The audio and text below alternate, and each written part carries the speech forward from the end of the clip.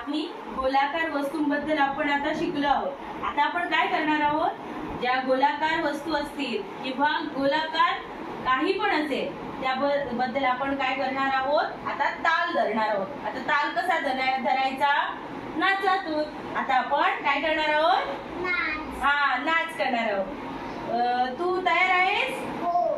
चल तर सुरू.